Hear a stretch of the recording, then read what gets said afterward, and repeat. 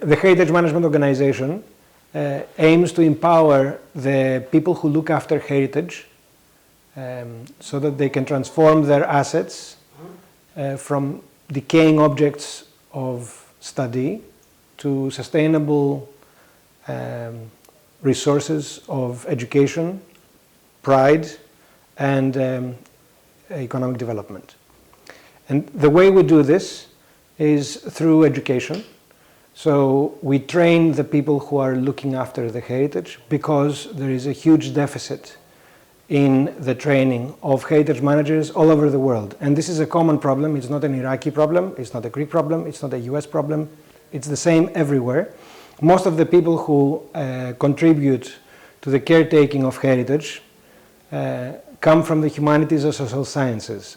If you see what they do on the day-to-day, they manage people, budgets, projects, they create strategies, they try to fundraise, to identify resources, but also they try to communicate, they try to create new audiences, they try to educate, they try to create visitor experience, they try to interpret and tell us what it is about their heritage that is special.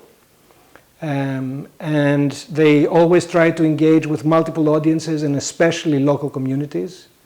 They use technologies from as simple as databases to as complicated as laser scanning, photogrammetry, geographical information systems.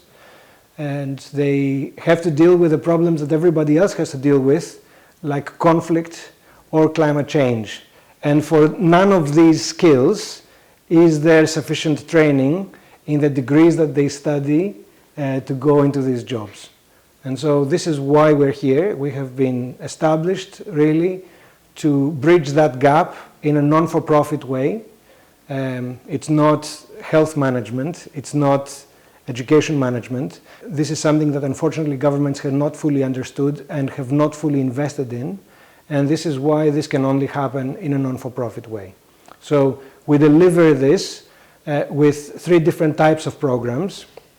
The most relevant for Iraq is what we call executive education.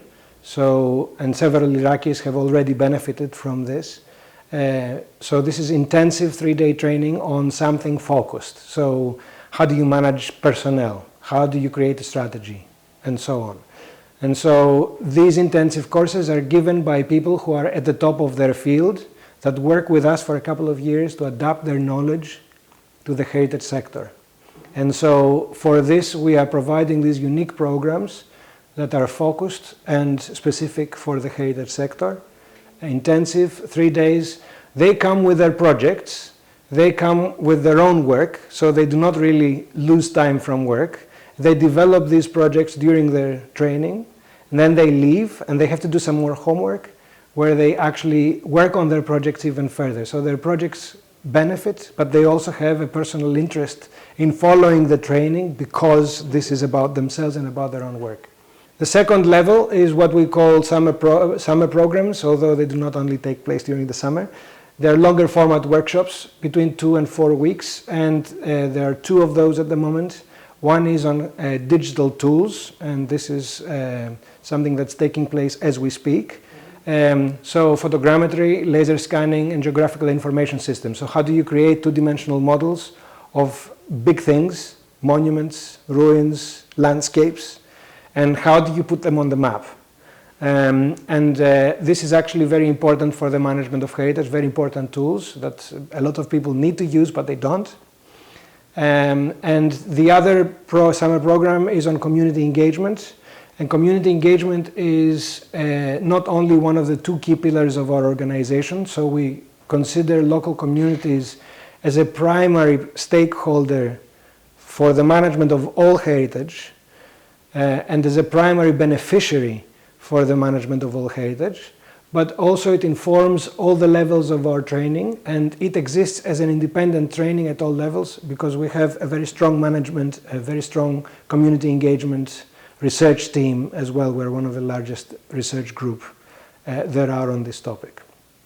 So the third level is currently redesigned, and this is a master's program in heritage management, which has been running for many years between the University of Kent and the Athens University of Economics and Business. And now we are starting from scratch, but this is a more comprehensive solution between the two sectors. So through these different programs, we trained more than 2,000 people from almost 100 countries. And we've done programs for Iraq, and we have scholarship programs for Iraqi professionals. And usually our scholarships are impact driven. So the higher the impact you're going to make, the more likely you are to receive a scholarship. So the Heritage Management Organization has never focused in Iraq before. We have had scholarship programs for Iraqis, but now, thanks to the generous contribution of the J.M. Kaplan Foundation, we are going to be complementing some of the restoration projects in Iraq with some capacity development. So projects that they do, projects that they have chosen together with the Ministry of Culture in Iraq, are then going to receive some further training so that the people who are looking after these projects afterwards are in a good position to make these sustainable in the future. The role of media in heritage protection is actually essential. When we're managing heritage, we're actually managing the importance of heritage. If we have forgotten what is Ktesiphon about, if we have forgotten what Baghdad stands for, it is impossible to actually take benefit from the existence of the heritage called Baghdad or Ktesiphon or what have you. So media are great ways to inform people and to raise awareness. And so media have a prime role to play in the promotion and awareness raising of their audiences for heritage protection. Now there is another role. A lot of conflict, as we have seen in Iraq and elsewhere, has a heritage dimension, be it religious heritage, be it cultural heritage, be it whatever. And media play a role in this, and very often media use heritage to inflagrate the current conflicts. Unfortunately, when that happens, people all over the world lose out, because when heritage is being destroyed or when heritage is being used in the wrong way, everybody loses that heritage from becoming a positive source for humanity. One further role that media plays is awareness raising, not only about the existence of cultural heritage, but also of the threats that it is facing. We know that climate change, for example, is threatening heritage all over Iraq. We know that conflict can threaten heritage, but also neglect can threaten heritage. So awareness raising about the risks of heritage is crucial for things that are physical. But for things that are not physical, or things that are ephemeral, like recipes, songs, folk tales, and what have you, this awareness raising is preservation of, tantamount to preservation of heritage. So media actually plays a crucial role in this. There are a lot of cliches about cultural heritage of Iraq, cradle of civilization, Mesopotamia, what have you. Actually, it's not only the Bronze Age and the Age of Stone that are actually important for the heritage of Iraq. The heritage of Iraq has actually been important throughout. In medieval times, in 20th century times. In fact, now the era of Saddam Hussein is heritage. You may not like it, you may like it. It's really up to people to decide what they like and what they don't like. But this is their history, and their history is actually very relevant to the whole history of the world. So preserving that heritage, remembering that heritage, learning about that heritage will not only make sure that this heritage becomes an inspiration, a good resource for local communities around the country, will not only mean that we can learn from past mistakes, but actually very important heritage for the history of the world will be preserved. And I think for this, we really need to pay particular attention to the preservation of heritage. And when I am talking about heritage again and again, I have to repeat, I'm not only talking about monuments and buildings. I'm also talking about our grandmother's stories, about the folk songs, about dances, about rituals, about traditions, because these are going to be wiped out much faster than monuments are, and they are much more than monuments. World Heritage Sites have been damaged or have been threatened a lot, and not only in Iraq, all over the world, wherever there has been conflict. Of course, the conflict is not the only challenge. Building activities, local communities, very often, the primary stakeholders, very often are threats to cultural heritage. And in fact, this is one of the challenges that I would like to highlight with this particular question. I would really like to highlight the role of local communities in the preservation and protection of cultural heritage. And I would like to escape from the question of the World Heritage Sites, because World Heritage Sites are very few. They're very important for the history of the world. They're very important for the history of Iraq. But actually they're a flimsy little part of the heritage of Iraq. Either because there are a lot of other equally important sites that are not World Heritage, but also because there are many, many more sites and traditions that have not even been recorded formally. So we really need to highlight the importance of local communities. Local communities very often are seen as a negative stakeholder, and as a result of us or states seeing local communities as negative stakeholders, they really become negative stakeholders. So it is actually really important to work with local communities, raise awareness of the importance of their heritage, but also listen to them, listen to what they consider as important, because what we consider from the outside as important may not be important to them, and try to work together with them so that we preserve what is important to them and what is important to the rest of the world as well. So this can only happen with local communities. It can never happen without local communities, because they are there, and because states, no matter what resources they have, the international community, no matter what resources they have, they will never be enough to protect heritage all over the world, not even all over Iraq. The challenges are many, and generally there are two main challenges that we're working on. One is capacity, and the other one is local communities. And they are actually interlinked. The problem of capacity, as I explained earlier, is actually fundamental. A lot of the heritage managers at the top positions are often political appointees. This does not necessarily make them very experienced heritage managers. Every time there is a government change, there are new people. So it's very hard for people to actually learn on the job, because by the time they have learned, they are out. So for me, change of regime and change of the top positions in the hierarchy is a problem. And that problem, you know, occasionally, like now, the people at the top are very experienced.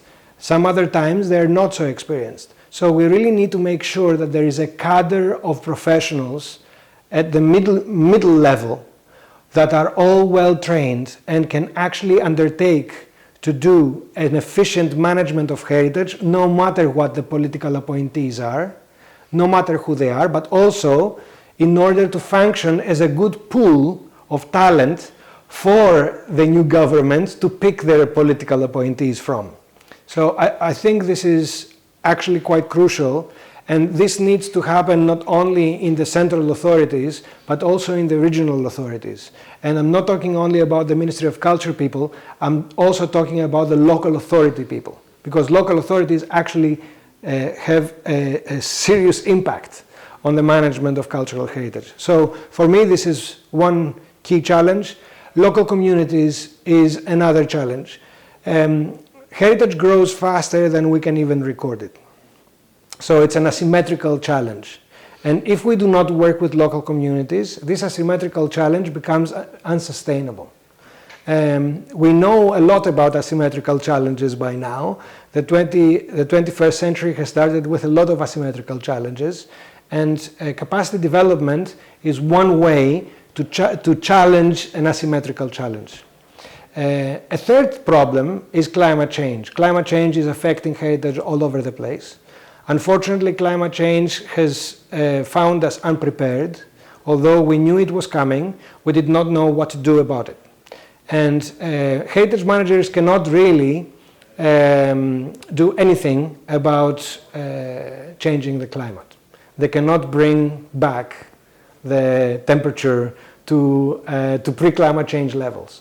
But they can do quite a lot of things to adapt the management of their sites so that the climate scenario or the climate impact that is already happening in their locations can actually be mitigated. So again, that needs capacity and training. The international system at the moment supposedly protects heritage from conflict and war. Unfortunately, this system, however, is a toothless system because there is no particular punishment for the perpetrator, and the main punishment is moral. As we know, quite a lot of countries, and especially the countries that are perpetrators in conflicts, do not really care about the international community thinking that they're not doing the right job. And so in this respect, a system that is based on moral castigation is not sufficient to protect cultural heritage for the world. And the second problem is that there are too many preconditions for heritage to be protected, and it means that the country that is responsible for the heritage that is often defending has to have preempted the fact that it might actually accept an attack, and it might have pre-designated sites of importance for heritage preservation in case of war. This is a ridiculous idea. How would one really predict that it would accept an attack, and the first thing that they would do is start designating heritage sites instead of actually catering for their defense? So at the moment, the international system is toothless, and we really need some more robust support, legal support. At the moment, the best work that is being done is the connection of cultural heritage with human rights, and there have been some relevant decisions, both by the European Court and by others, by the International Court of Justice, I think. And so I think this is a topic to follow. But we really need new treaties, and we really need a new system for the international community. Because at the moment, it doesn't work. The people who are supposedly enforcing this, i.e. mainly UNESCO, have serious financial problems, partly because the big countries of this world have actually stopped supporting UNESCO. And so UNESCO really needs the money, and very often it needs the money even by those who are the perpetrators. So at the moment, the system is very weak and is not being enforceable very easily. What would be actually very useful, if you are asking me how we can actually help the work of the organization in Iraq, would be to help our mapping of the capacity needs. At the moment, there is a questionnaire in Arabic that can be filled by all professionals in the heritage sector and their managers, so we can start identifying what are the weaknesses in the system, and so that we can actually start organizing training, particularly for the needs of the particular organizations, local authorities, or ministries that are working for the protection and preservation of cultural heritage in Iraq.